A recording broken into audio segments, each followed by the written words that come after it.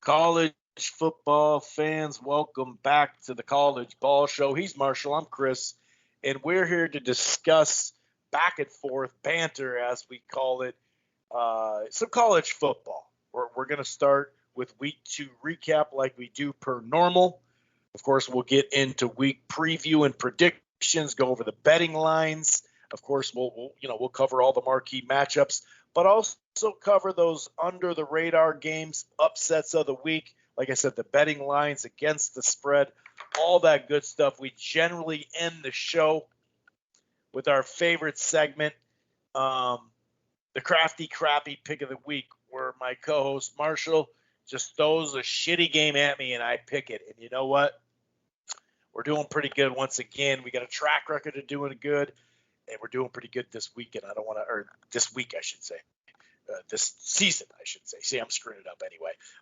It was, there wasn't, speaking of marquee matchups, it's not like it was just plump full of marquee matchups, right? We know that, but, the biggest matchup, Ohio State, Oregon, got the job done 35-28. Ohio State just couldn't quite come back enough to get over the hump and finish off their comeback. Of course, Iowa and Iowa State. Iowa dominant 2 performances. I know they only won by 10, not as much against Indiana, but very dominant. They have 2 very, very good wins. But that's the thing. We talked about games under the radar like A&M and Colorado. A&M just barely snuck by. Notre Dame barely snuck by against Toledo. USC went down, I was going to say swinging, but they didn't do much swinging against Stanford. My co-host is very happy from the outcome from that, the aftermath, so to speak. Arkansas whooped up on Texas. BYU beat a ranked Utah. And, I talked about it last week, Miami, Appalachian State. Watch out for that game. Whether it's against the spread, they could sneak under, or maybe just an upset. Miami was able to finish that one off. So we're going to talk, a fair amount about week 2. And, we do have a couple of big games, no doubt, when it comes to week 3, Cincinnati at Indiana. That's a big game for them because they don't have a lot of, big names always. So that, they got to win that. Alabama, Florida, that could be a really interesting matchup. Auburn and Penn State is a really big matchup this early in the season in September. Arizona State on the road against BYU. I mentioned BYU. They got themselves a quarterback. I'll tell you that. Fresno State, who hung in there against Oregon, on the road at UCLA, at UCLA. This September's generally can be a little misleading. Not just off the rankings. Thank God. We were just talking about that before we got on. Thank God they don't do, the real rankings until later in the year now. And when you look back at it, it's such a silly, I get it. You got to rank something because it's also TV driven. Hey, this is the number so-and-so team against the number so-and-so team, or this is a good team. They're ranked 8th or whatever. I know, you got to do some sort of, rankings, but in the fact that the AP poll has been here since like the mid-30s. So I get some of that, but man, this year, like every September, but especially this year, just throw the rankings out right now. Of course, some teams and whatnot you can depend on, but you just don't know what exactly you're going to get. But before we get into it, if this is your first time listening to the College Ball Show, welcome. You can find it in a number of places. It streams live right here on blogtalkradio.com/Rope-A-Dope Radio. You don't have to go to Blog Talk and Rope-A-Dope and download the show directly there or listen to the browser if you don't want. You can find it under the Rope-A-Dope Radio podcast on Apple Podcast, iHeartRadio, Player FM, TuneIn, Stitcher, really across the board. We're also part of the Grueling Truth Sports Podcast Network. While you're at it, why don't you head on over to thegruelingtruth.com. And one more thing, if you're thinking about cutting the cord, or you're not quite happy, I got something for you. It's called Direct TV Stream. The prices start as low as $69.99 a month. The best of live TV and on demand, all your apps in one place with access to over 7,000 apps, no annual contract, of course, no hidden fees. And if you upgrade to the Choice or Ultimate, you get 3 months free of HBO Max. If you do the Premier package, you get HBO Max. You get Showtime. That's already included, which is big for boxing fans. I do a boxing show as well, as you know. And with those Choice and Ultimate packages, don't forget you get the regional sports network. So there's no additional fees. The last few years, we've seen more cable companies, delete that out of their package, and you got to pay more. That's direct TV stream. Okay, I'm going to go ahead and bring in my co-host, Marshall. And, we got some good news. Well, good news for him out of USC. Up here in Minnesota with PJ Fleck, you could take the Mississippi all the way down to New Orleans and then just paddle over down the coast. Well, no, you can't actually. What am I saying? That's going to be a weird way to go. My point is I'm a little afraid of PJ Fleck on the radar of your squad, but we're going to lead with that. If you had something else you're going to lead with, add that in too. But you got to be feeling pretty good, even though your team got whooped up on their, what is a really good rivalry. It's been kind of one-sided of late, though, in Stanford's favor. Yeah, and I think this was the last straw, but I've been saying the last straw for about 6 years now. So, well, not about 3 for sure. I've wanted him out for a long time. And I think many USC fans are happy. I think most of the fan base is happy. There were some F-word Clay Helton chants at the last game. Like, when your fans are saying that, and that's normally something that doesn't happen in college football. Like, yes, college fans are rowdy and will get drunk and tailgate, but you normally don't say F the head coach. Like, that's a pretty strong emotional push of we're fed up with this guy. And you lost to a team who the week prior looked like they were a Division II football team when they played Kansas State. I mean, this is a Stanford team who pretty much has fallen down in the past 5 to 6 years, because when we first started this podcast, they were a really prominent, respectful program. And Stanford really hasn't had much go their way since, they've had a couple of Luck and McCaffrey. They've had a list of great players, but really nothing's happened. And I guess this finally was the straw that finally ended it. So I'm happy he's gone. I think this shows the hand of the admin though at USC of clearly they knew they probably wanted to fire him. And why they didn't do it in the offseason when you could have found maybe a new head coach to already begin rebuilding the team this year. I think that's stupid. But also 2 years ago when people thought we were going to fire him, he was like, oh, well, we want him back. The players want him, blah, blah, blah, bullshit. And then last year was more blah, blah, blah, blah, blah, BS. So we finally got rid of him. I think it's a step in the right direction for a team.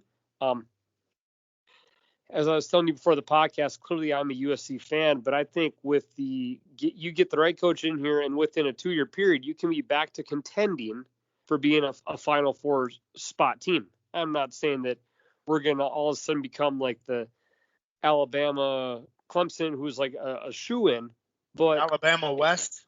Yeah, but there was a time where really when in the 2000s, from 2000 to 2010, pretty much every USC game was seen as a must-watch TV. They were a top 10 team in the preseason, almost guaranteed.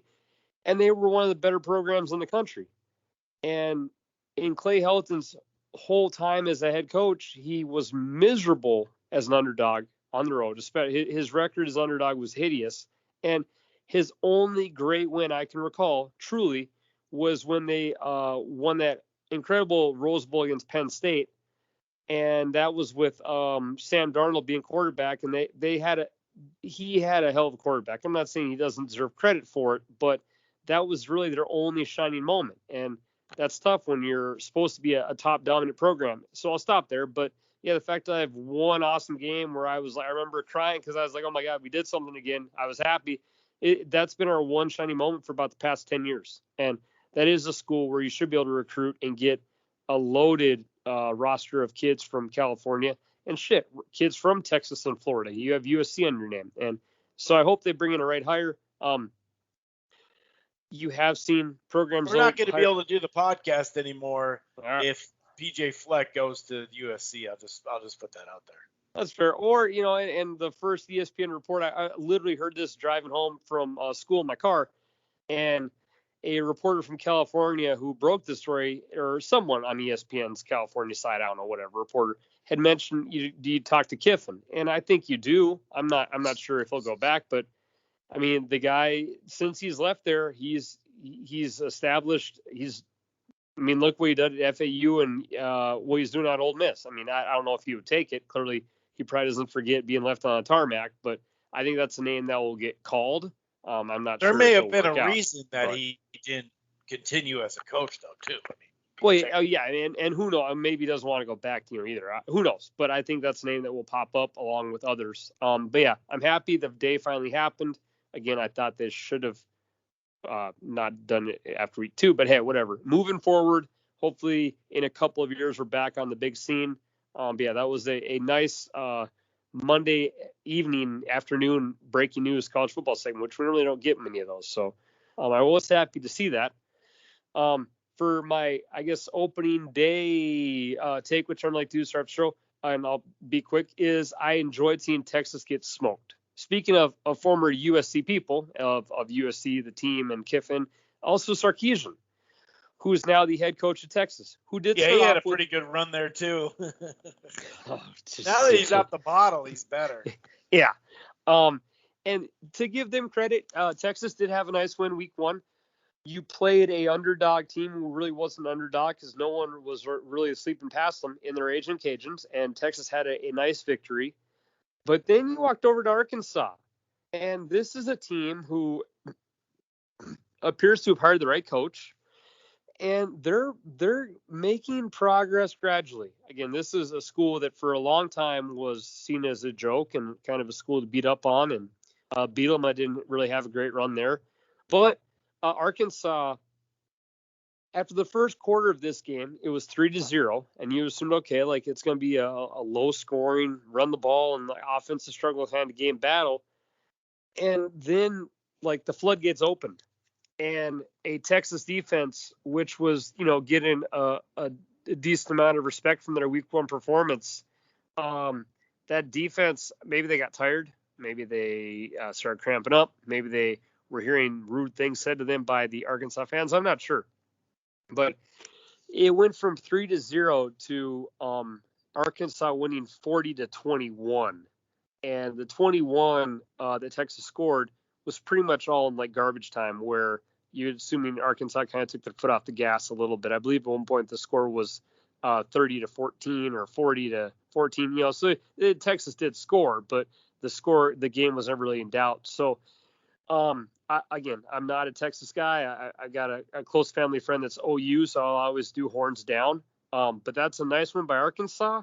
A tough loss by Texas. But yeah, if you're Arkansas, man, you're in probably the toughest division in football in the whole country. That SEC East is absolutely insane. But a huge win against a ranked opponent, a beatdown, Chris. And if you're Texas, you're like, man, we looked good against the Raging Cajuns.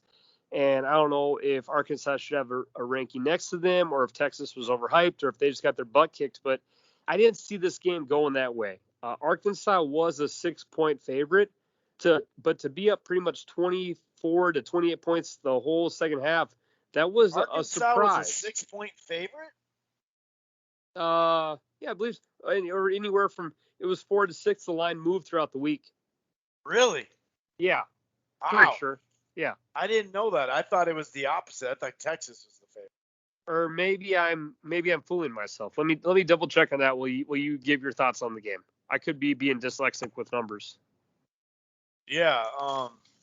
Yeah. I mean, they just got beat. It would just look like a Texas game where they're coming off a really solid win over the Raging Cajuns, and they got beat. I can't really add much more than you because you broke it down really well. And you could check that if you want. I was surprised at that. And I got to admit, I would have probably taken Texas in that anyway. So I'm sorry. You're right, brother. Texas was a 6-point favorite. My bad. With the score and the way the game went, I confused myself. But yeah, the Longhorns were a 6-point favorite. Yeah, it really kind of – it's just I guess it's a ringing endorsement for former head coaches at USC. I don't know. I just had to find a way to take a shot, but I don't know. Texas is just Texas right now, dude. I don't know what's going to get them out of the funk. They can't. They're just not consistent. They can't come back that next week. They kind of remind me of my Hurricanes. At least my Hurricanes have had a breakthrough season in there, where Texas is still pretty much waiting for that. Speaking of what could be a breakthrough season, Oregon beats OSU, Ohio State on the road, which is not easy to do, 35-28. Couple of things really stand out to me. Ohio State put up 612 freaking yards, 484 through the air, just a buck 28 on the ground, whereas that's where it kind of stands out. 269 on the ground for Oregon. The running back had a huge day.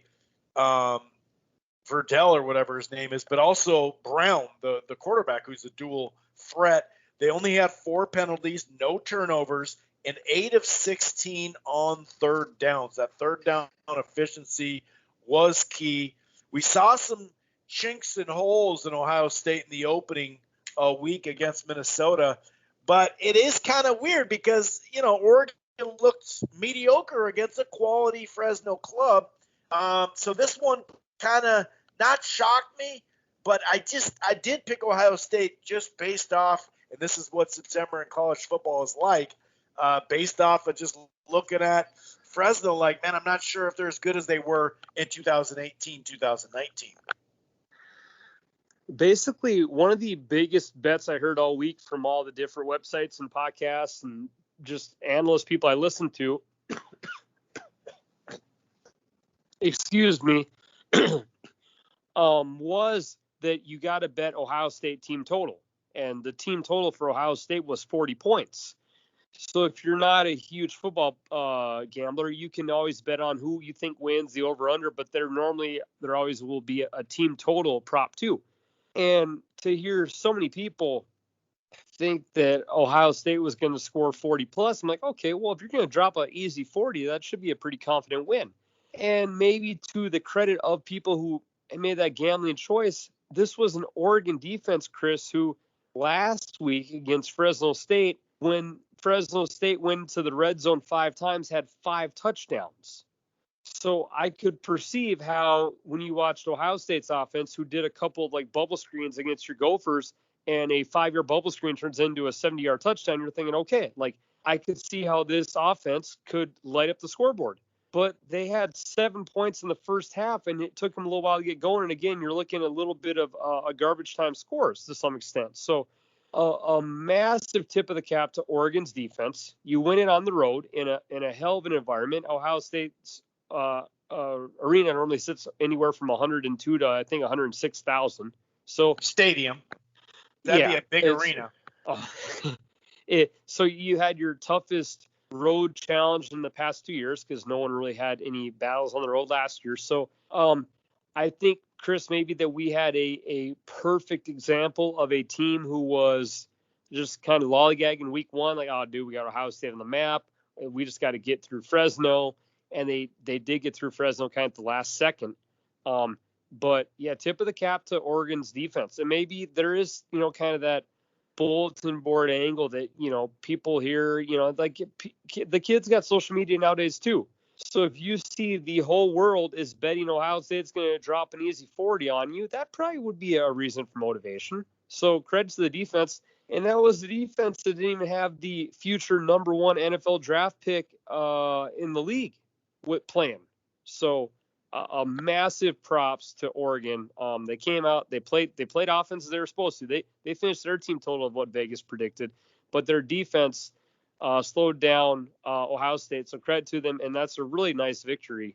And hey, the Pac-12 actually is kind of got off to a nice start for a conference that really for the handful of past years has been more of a joke in the national picture than anything. Yeah, what Crystal Ball has done for the offensive defensive lines there at Oregon, it really makes me think it's sustainable. Speaking of offensive defensive line, Iowa, who's known for those 2 ingredients, is had that just dominant win over Indiana, who Indiana had a good year last year, as we know, over their 6-1 or whatever. Challenged Ohio State, that went, that same team that went to the finals, or the final last year, and then turn right around and sure they gave like 93 yards to Hall, but that's slowing them down on 20 carries, and they ended up beyond like a nice long pass to a wide receiver. Purity didn't do much at all. I mean, I think it was like 89 yards and 3 picks with the other 23 throws he had. That he got benched, and here you are, eight games or 9 games in a row. Iowa is looking like, I don't know. In some ways, I'm not saying their path is completely clear to get to the conference final, but I think their path is clear to get to the final. They're looking good this year, even though their quarterback doesn't do much.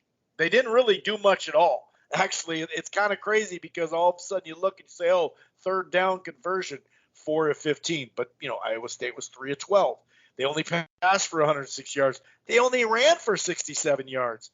It was just one of those dominant, with the box score doesn't tell you how dominant the game was, considering it was a tight game and they were a 4.5-point underdog. Yeah, and just looking at the box score, ESPN a lot of times for big games will show like little video clips, and one of the video clips I see is of Iowa stripping an Iowa State running back on the 5-yard line for a scoop and score touchdown. And if you're Iowa State, man, you gotta be pretty pissed off because you actually had a hell of a pretty good game. Iowa's quarterback, Petrus, who really, for all we know, is not that good, was 11 of 21 for a $106 with 1 touchdown. That's a 33 quarterback rating. And Iowa ran the ball, which normally they are pretty damn good at. It seems Iowa always has a future lineman who will be in the NFL with a running back who's like a 3rd, 4th round pick. Iowa ran the ball 39 times and had 67 yards. So Iowa ran the ball at a 1.7 yard clip. Like, Iowa State's defense came to play, but Iowa's did too. And Brock Purdy, again, a guy who a couple years ago I was high on, and last year I saw him regress, and I called this out, and I literally have not heard many people say this. I was listening to ESPN people give this guy all sorts of love, and I think you got to check that back a little bit. He was 13 of 27 for a $138. And so this team, who was preseason ranked 7th, who everyone fell in love with, again, I think Purdy had a talented wide receiver running back who were NFL talent. And even again this year, Breece Hall, Iowa State's running back, is a future NFL pick. But I think you're realizing that either maybe the offense, again, when it's in a big game, struggles, or Purdy just isn't. He's not a great quarterback, because to see him get benched in a game which is like probably the biggest game of the year in reality for Iowa and Iowa State. I mean, I'm sure as a Hawkeye fan you're looking for bigger deals, but it's a huge rivalry game. A 13 of 27 rating for a $138 with 3 picks. That's tough. And obviously, you normally don't see college quarterbacks on top ranked teams get benched. But credit to Iowa. I know that I continue to hear people say that Petrus is not a great quarterback, but maybe we're going to see another one of those Iowa type teams, Chris, where, hey, if you can run the ball, control it, at night, that team almost never seems to lose at home ever. I see their next game is versus Kent. Then they got Colorado State. They go to Maryland. Then they get Penn State. I think if you're Iowa, you're going to ask for that Penn State to be about a 7:00 nighttime kickoff. Then you got Purdue, Wisconsin, Northwestern. Yeah, they have a nice looking schedule. You're right, my friend. They do have a schedule that's beneficial, and credit to them. They're bumped up to number 5 now in the polls, so a very nice start. They dismantled Indiana, who had an injured quarterback, and now you pretty much knocked the quarterback to the bench. So a very good year for the Kinnick Hawkeyes. Yeah, no doubt about it. And Michigan beat Washington handedly. They just ran the out of the ball. I mean, they really did. Whew. So that was like not a huge surprise, but Washington is back to the drawing board, and maybe they're going to need another year to be the team that people thought they may have been, myself included. I thought they'd be better than they've shown thus far. Another, well, that wasn't really a West Coast game, but this was a West Coast game. Utah and BYU. Utah loves to run the ball, as we know, and play good defense. Bernard, had 12 carries for $146. So they ran the ball pretty well. They couldn't run it that much, unfortunately for them anyway. But the combination of Algeria or something like that, big back, or runs big. He's like 220, not the tallest dude, but he made a lot of impressive runs for BYU in the victory, 26-17. But Hall threw for 3 touchdowns, and he also ran for 92 yards, and he barely stepped out of bounds. Otherwise, it would have been even probably tack on another 30 or 40 yards to that run. Hall is a playmaker. I mean, this guy may not have, the ball skills of Wilson, but man, this dude is a baller for college football, stuff anyway. And it's kind of cool. His dad, Max Hall, was on the sidelines. He played at BYU quarterback 2006 to 2009. Just so happens he was the quarterback of the BYU squad that last beat Utah. So kind of fun. His dad looks like he's ready to go. Like if he had some years left, he might be able to be, a COVID year redshirt or whatever. They look damn good. And, they did make it official, by the way, for the Big 12 in the coming years. And BYU is one of those squads, along with Houston, Cincinnati, and Central Florida, which I thought the Big 12 did a pretty good job considering the place they were in. We'll talk about that some other time. I don't know why I brought it up that late. But BYU looked damn good, and they got another big game, non-conference, to prove it this week against Arizona State. Yeah, playing the Fighting Herm Edwards, that'll be a tough game. And to give BYU credit, this is a school that for the past handful of years really does go out on a limb to play anyone they want and push themselves for a hard schedule. I suppose to some extent, kind of making your own schedule does help, but they gave us the joy of watching that great game versus Coastal Carolina last year. I know Utah's a rivalry game, but even so, Utah and then you got Arizona State. Like they pretty much that school is never really afraid to play anyone, so I give them credit for that. Now they got NFL quarterback who was playing yesterday, so maybe this is another quarterback who could be a fun prospect. Not saying he'll be Zach Wilson, but maybe this is another year in a row of a BYU quarterback that can bring that team success. Yeah, and they've normally not had that athletic of a quarterback that you're talking about either, Chris. So yeah, they got to have pretty high hopes in that place. And speaking of high hopes and teams who take care of business, just to quickly run down it, Bama killed Mercer 48-14. Georgia beat UAB 56-7. That point spread was like 22. So if you bet Georgia, man, you picked a good week to pick them. Oklahoma won 76-0 against Western Carolina. I think Lincoln Riley was a little pissed off, maybe that Tulane made his defense look bad. And Clemson won 49-3. So they took out their little upset attitudes on South Carolina State, and Cincinnati 42-7 over Murray State. But the one game that was really close in the top 10, and I know we talked about it, was the Texas A&M Colorado.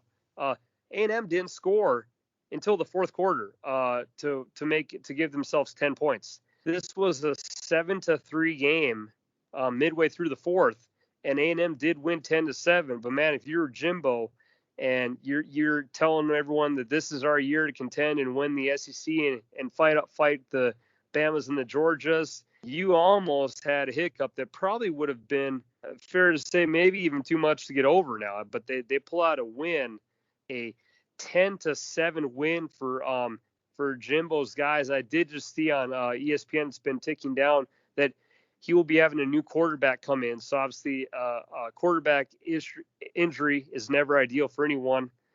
First quarter, But too. yeah, and that's tough. And obviously that changed the whole way of the game. But still, when you are playing a school when you're fifth in the country, and you want to remain up there, even when injuries do happen, it's that next man up mentality. And hey, to give Colorado credit, because this has really nothing to do with A&M's quarterback. Colorado ran the ball 38 times for $171, and A&M ran the ball 29 times for 97. So the line of scrimmage, for better or worse, was controlled by Colorado. And I know you said that that's a team who your Gophers got to face this following week. Maybe they'll be a little hungover from that tough loss, but Colorado's a school that pretty much every year they're kind of going to win anywhere from 5 to 7 games. And I know they've had a super talented quarterback the last handful of seasons who I believe went to the NFL or was at least a prospect. They're trying to revamp their quarterback spot now, but that was a score that every time I kept checking ESPN, Chris, I was like, is A&M for real? Like 7-0, 7-3, 7-3, 7-3. and A&M pulled that one off. But yeah, if you're an Aggies fan, that was a close call. And I guess we'll see how the backup quarterback does. I believe it's Calzada. But again, they're fifth in the country now. And you are on pace to have yourself fighting for a top spot. But when you get beat the line of scrimmage handedly by a team who's not ranked, that would probably put up a couple of red flags if you're an Aggies fan. Yeah, just to bounce back, I meant to add this about that Washington-Michigan game. Washington had 293 through the air. They're playing catch-up a lot of the times, obviously, threw the ball 37 times.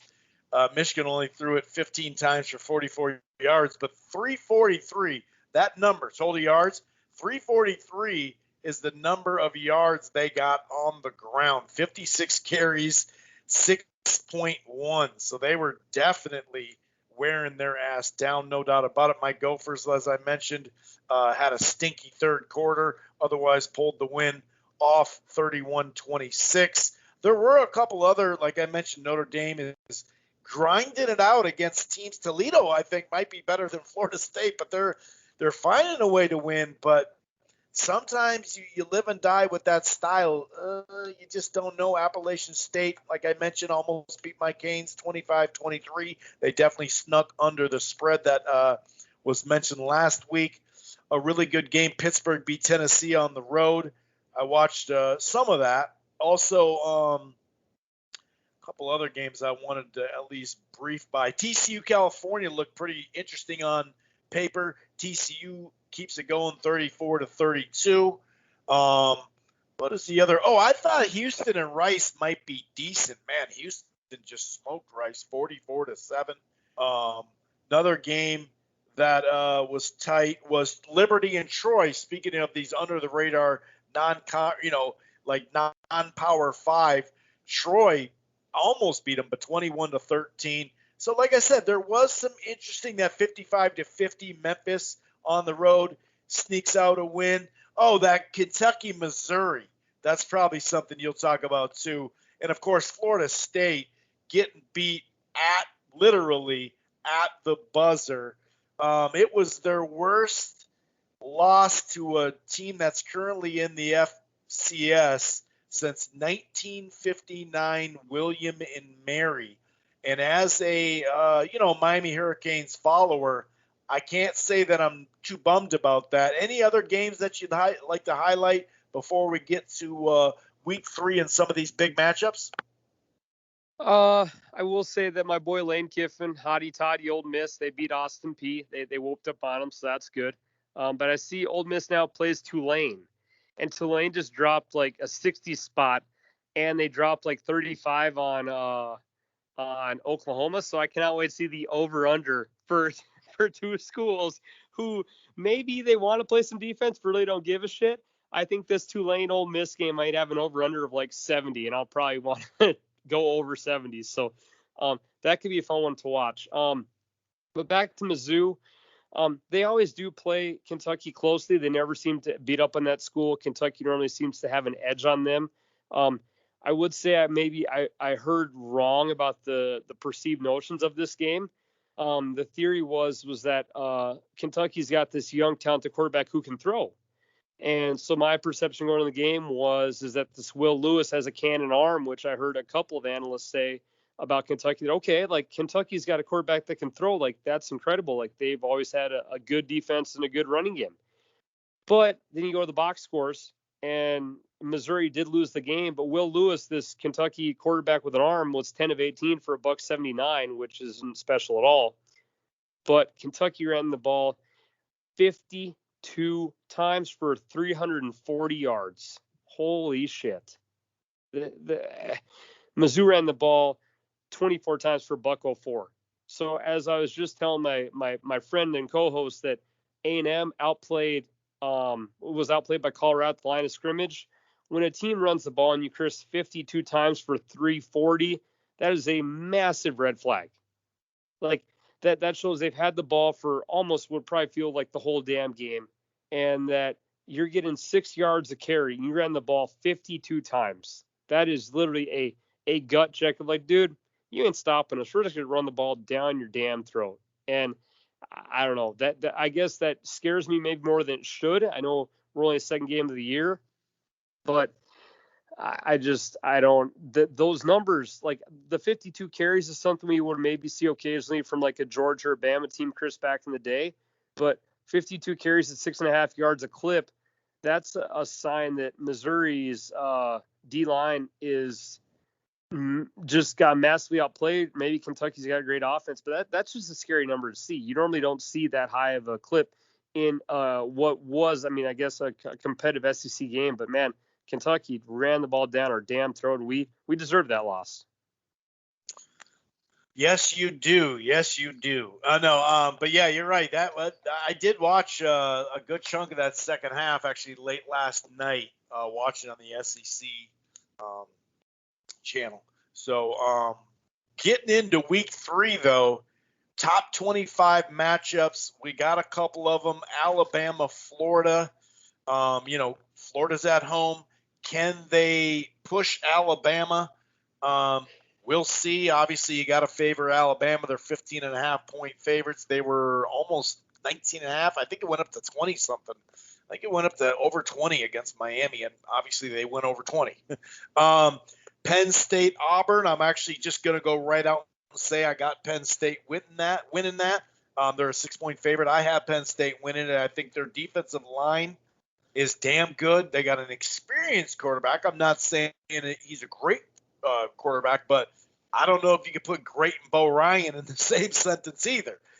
So I got Penn State in that one. And then I mentioned this earlier, the 9:15 Central and 9:45 Central. Of course, the last one, Fresno State and UCLA, that's on the Pac-12 network, which nobody has. But the Pac-12 after dark, Arizona State and BYU, we'll get into that in a second. Any chance that Florida, who's trying to figure out exactly who's going to play and stay in the game, maybe it'll be 2 quarterbacks, maybe it'll just be Emory. Any chance that Florida, pushes them? And then let's get into that Auburn and Penn State game as well. I think that last year Florida had one of the best teams they've had in a long time, and that team came up a touchdown short with some poor decision clock management by their head coach. But if you lost to, and Grant, Bama was better last year too, but I think that Florida's last year was their best chance to beat Bama, and they almost did.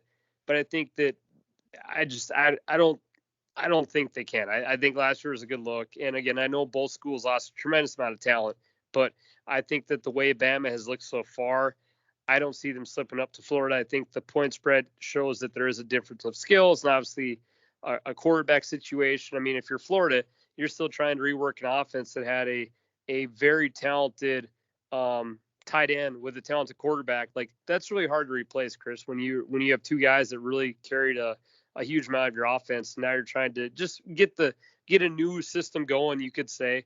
And I don't think that's easy to do, especially when you got Bama for the third week of your season. So yes, I think Bama will win that game and cover like they always seem to do, or at least always be a good first half bet, which is pretty much always seems to be a guarantee. I think last year Bama went like 12-2 in the first half, and I know they're already 2-0 again this year. They seem to always come out ready to play in the first 30 minutes. And I think that trend will continue to happen, sir. Well, they definitely were ready against my Hurricanes. They came out like gangbusters. What do you think? You think Bo Ryan, who's this famous quarterback because his pops, had something to do with the university and the football team. What do you think here? I mean, Penn State, I'm not going to say they're a surprise team this year, but they're looking pretty damn good considering they haven't gotten a whole lot of their offense. At some point, that's going to click even more. How do you see this one? I already made my pick on this. Two teams you really don't really talk well of. No. I guess. Jesus. There's no ties in college football. Shit. Lightning delays, storm outage, power outages due to storm. I'm gonna lean SEC, I guess. Damn it. I'll take Auburn. I don't. Yeah. He's going with Bo. Believe in Bo. Bo Nix. Sorry. Yeah. Another. Jesus. I guess. Man. Yeah. I don't know. Penn State. A ringing endorsement for Bo and the Auburn Tigers. Yes. I guess. Man, I guess. That's the quote.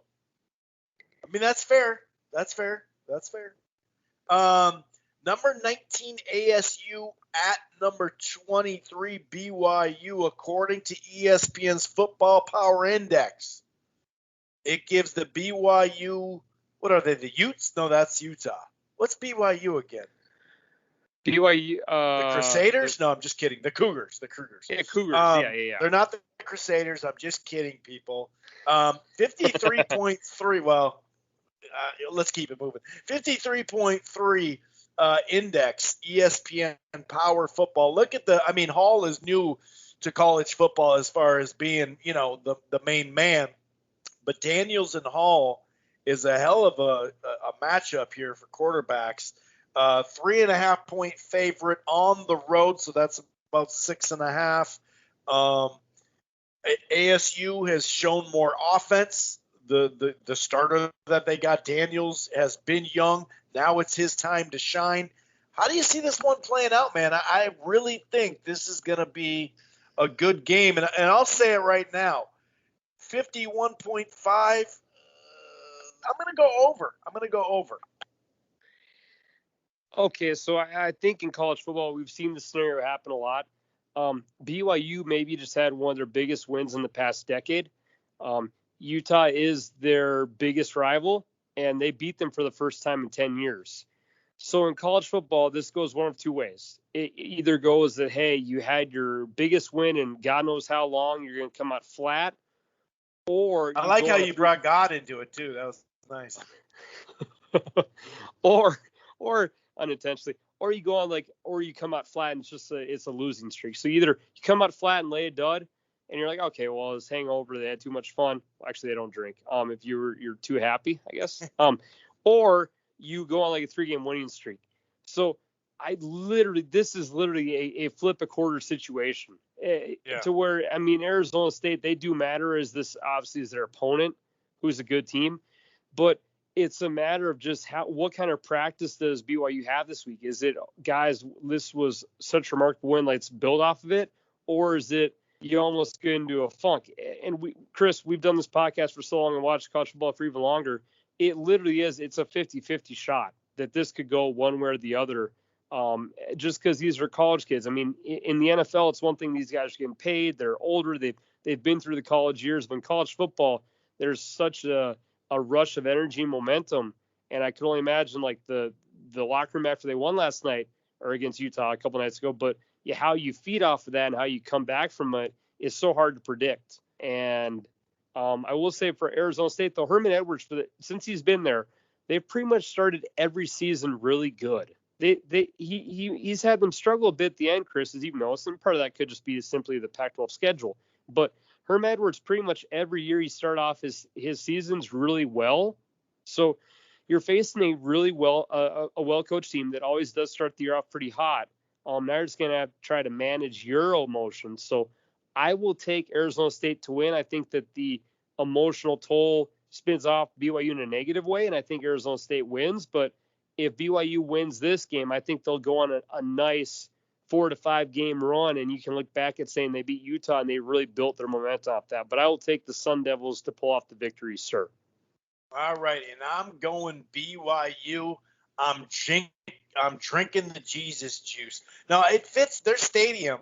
Fits like 66,000 people. I remember on the broadcast they said something like they have like over 50,000 season ticket holders for a 60. I mean, that's intense. All right, so we're gonna kind of do some quick little, under the radar type, maybe against the spread, upsets of the week type thing. I think Central Florida, I'm looking at this 7-point favor against Louisville. Louisville didn't look that good early. I like that. But Minnesota, Colorado, I believe they were a 1-point favorite when it opened, and now it's down to 2. I don't know, man. I hate to pick against my Gophers, but that's going to be a tough one. Cincinnati at Indiana. Indiana has so many returning, I think 17 different starters off a great year. The problem is, and I know there's some Indiana listeners from the Grueling Truth, but the problem is, we're going to find out about this team. I'm not trying to take anything away from last year, right? That no-show against Iowa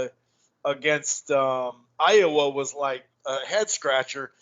Is it COVID year they had this big jump up? Because they should be right in this game, and they got to prove it right here that they are this quality, Allen is a good coach. They had a great year last year. I'm not taking any credit away from them, but we are going to see some of these teams that did good last year or didn't do good last year, and it had more to do with COVID all around than anything.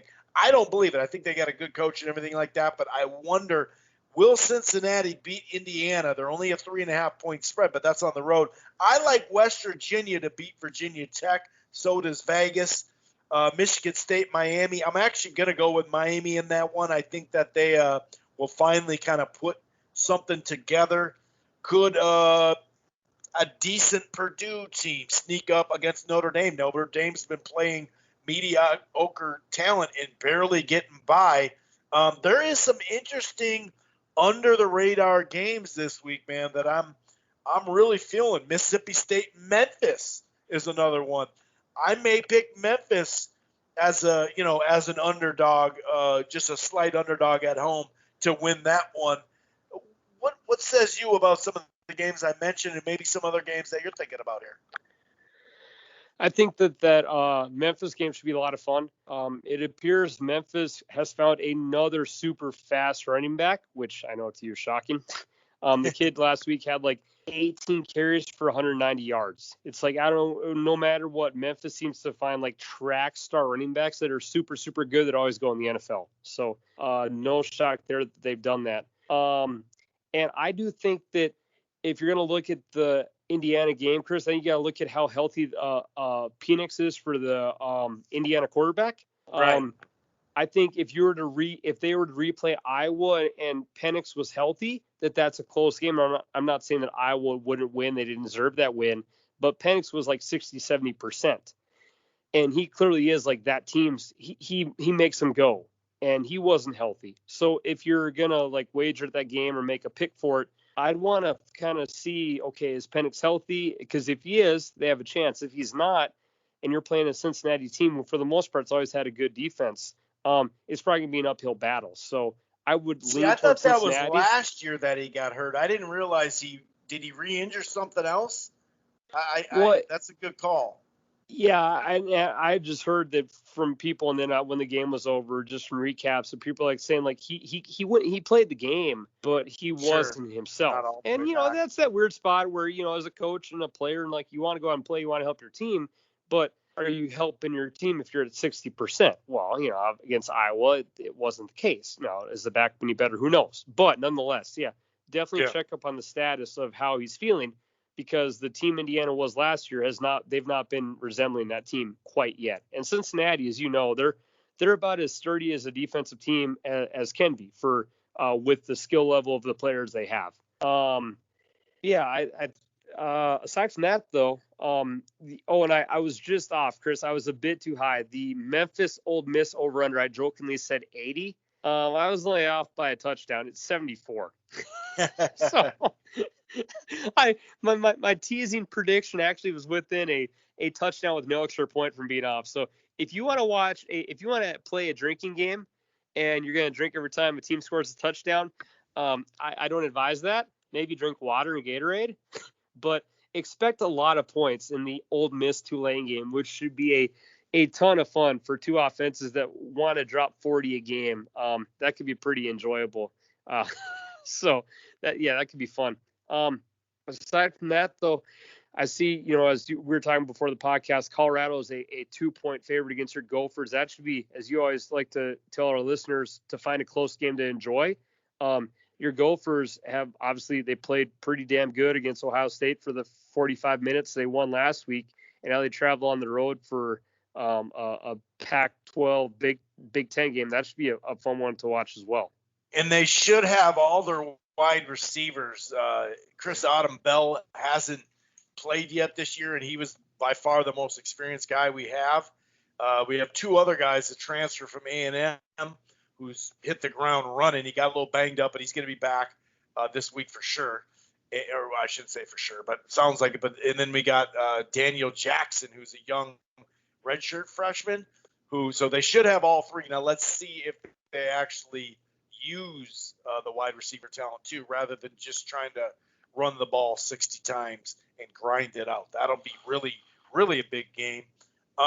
Any other items before we get to this crappy pick of the week and get this puppy closed down?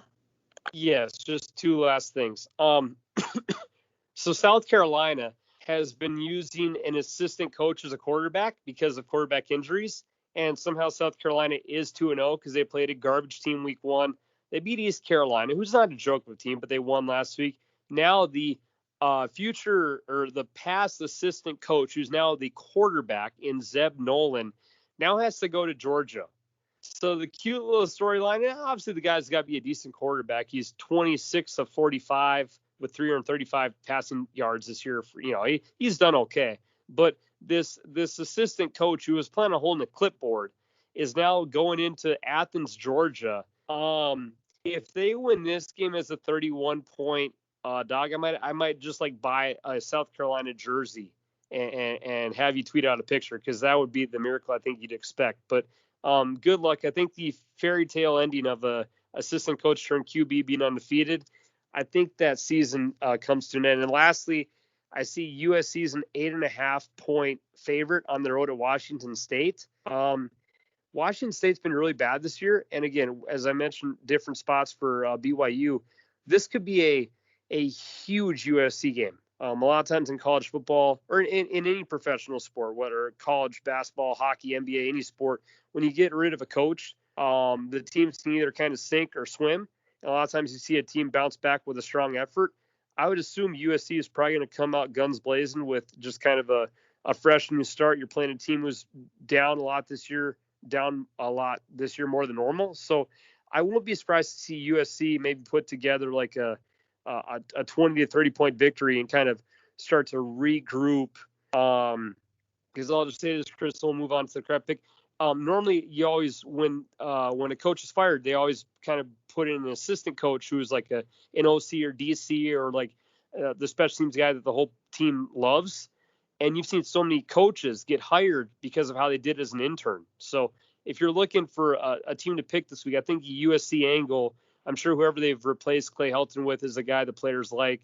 You could see a hell of a performance, I hope for, and maybe not be afraid to go wager on USC at the window. The minus 8.5, I think, is a pretty smart idea. All right, we're at the 54-minute mark. Let's get it done in an hour. Hit me with the crappy pick of the week. Obviously having a good start to the season so far. Well, as I told you, we're going to go to Georgia. Now, I'm not going to have you pick a game that's the 31-point spread because that would defeat the whole purpose of this segment. Instead, we're giving you a 4-point spread, and that is Georgia State battling the Charlotte 49ers. This game is at Center Parc Stadium. Park is spelled Parc. I'm not sure if someone was drunk when spelling the name, or maybe that's the last name of a person, but Center Parc in Atlanta, Georgia. So if you want to go to South Carolina at Georgia and Athens, or you want to go see Charlotte, Georgia State, that's a tough decision. Georgia tickets are 111. Georgia State tickets you can get in for $5 this game, Chris. This is a 6 o'clock Central start. It's on ESPN Plus at a goofy spelling named stadium. And again, Georgia State -4. They're 0-2. Charlotte's 2-0. What does your gut tell you, my friend? And you're not even going to talk about last week. That's bullshit, man. All right, so this is a 50-50, though, okay? According to ESPN's Football Power Index, 49.6 and 50.4. I mean, that Charlotte 49ers, are just barely what they feel of as the, as the favorite. Actually, you know what? My internet what happened with my phone, so I'm completely screwed. Okay, I don't have anything in front of me right now at all. Hold on, actually, let me for whatever reason, ESPN just decided to go weird on me like it does at times, and I have nothing in front of me, but I can make up for it. Yeah, it's just frozen. Okay. This is going to take a second. Why don't you go over the battle, and then I'll find this, okay? Why don't you go over the alumni battle? Yeah. And then talk about last week, for Christ's sakes. Well, last week, I mean, I guess the boys are 2-0. The boys are 2-0. I mean, so last week's alumni battle wasn't impressive whatsoever. But actually get this, Chris. The first ever time I've ever Googled Charlotte alumni, I have no pictures up top. So normally when we do the alumni battles, it gives you pictures of all the people who were alumni for the school. There's legit no pictures for Charlotte alumni. My Lord, did we find a crafty game of the week. But with that being said, dear Lord, what a interesting situation. Georgia State, hold on. Georgia State alumni. As Chris and I are doing this. Yeah, well, normally I always get the plethora of alumni people with Google Pictures. And man, did Google switch this? This is the first time I've ever not seen pictures loaded up, and I can't tell me that there's not famous people that have gone there. Georgia State alumni. This is a great segment this week. Dear God! All right, let's shitty segment of the week. We're talking shit about these teams. Look at us. At least I got an excuse. Google's messing with me. Okay. All right. Well, as you're pulling yours back up. All right. So we're going to break down this game. As Chris said, it's a 50-50 battle. I got it now. Okay. I got it now. Right. I was just talking about the alumni. Anyway, go ahead, my friend. Go ahead. This is really bad. Here, I wanted to get it finished in an hour. That's not going to happen now. Sorry, guys. Anyway, this is a shitty matchup, but it's a tight, shitty matchup. There's no doubt about that. I do appreciate that. A 4-point favorite is, in this stuff is pretty good. 64.5 on the over/under, and this is starting to get in the territory. You look at Georgia State, which is just weird to say, but Georgia State, they're giving up 51 points a game and only putting up 13.5. Now, it should be said that they've already gone against Army, which can put up points and run the shit out of the ball, and then North Carolina, pissed off North Carolina, that lost to Virginia Tech. So they won 59-17. So some of this stuff is a little skewed. Charlotte doesn't necessarily have that excuse. But then again, their numbers are pretty good. They've both of them give up a ton of rushing yards, 268 and 229. Charlotte 286. Man, something that I like about Charlotte is last year they got their ass whooped by Duke, not in basketball, but in football. They got beat 53-19 to close out last year, basically, one of their last games. On Halloween at that. They turn around and get the dub 31-28 against Duke. That's enough for me. That is enough for me I'm going to say Charlotte gets the W. I'm taking another road team. That's 2 road teams. I won the last one. We won the last one in OT last week, which my co-host failed to even. I mean, this stuff's not that easy here, Marshall, even though it seems easy, but it's not that easy. 2-0 on the season. I'm going the Charlotte 49ers, sir.